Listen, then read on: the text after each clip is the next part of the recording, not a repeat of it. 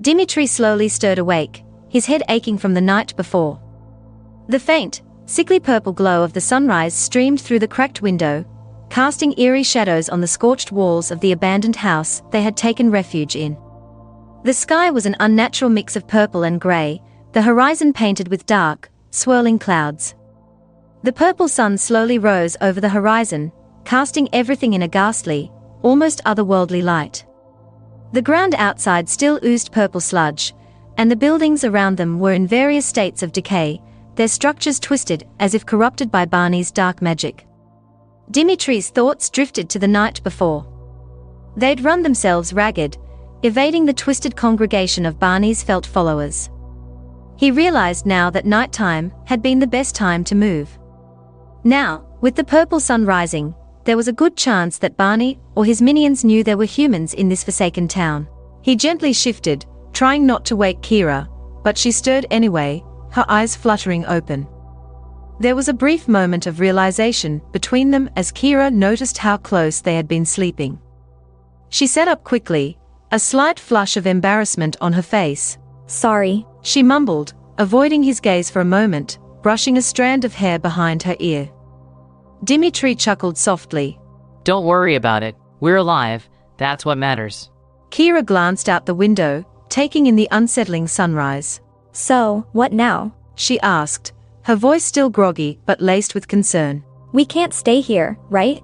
He nodded, still staring out at the barren, purple-tainted wasteland. No, we can't. Barney's probably more focused on taking over Silver 7 right now, but I don't want to assume we're safe. We'll need to keep moving if we want to avoid the congregation. Kira sighed, rubbing her eyes. But where do we even go? There's no safe place left, not here. Dimitri looked at her, his expression growing more determined. I've been thinking about that, he said, sitting up straighter. While we're stuck here, trying to find a way back, we may as well try to figure out how to stop him. If we could destroy Barney once and for all, we could save not just Silver 7, but maybe Earth, too.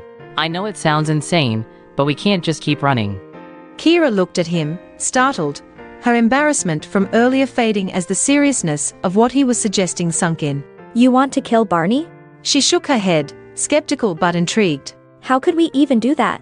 He's not like a normal enemy. He's everywhere. He's inside everything. Earth is basically his now. Dimitri clenched his fists, his voice low but resolute. There's always a way. We just need to find it. If we're lucky, there might be something here in this town, some clue about how to weaken him. After all, the last resistance on Earth had to have tried something before they fell. And besides... He trailed off, looking out the window again. We've got nothing left to lose. Kira was silent for a moment, considering his words. Then, with a deep breath, she stood up and slung her backpack over her shoulder. Okay, let's do it. We find a way to end this nightmare, for good. Dimitri smiled grimly, standing up beside her. First things first, we find some supplies. And we stay low. Let's try to avoid Barney's little fan club for as long as we can.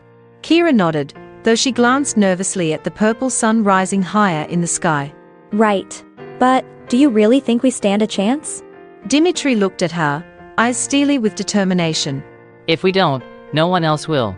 With that, they both waited for nightfall, the weight of their decision heavy on their shoulders, but driven by the hope that, against all odds, they might be able to stop Barney's reign of terror once and for all.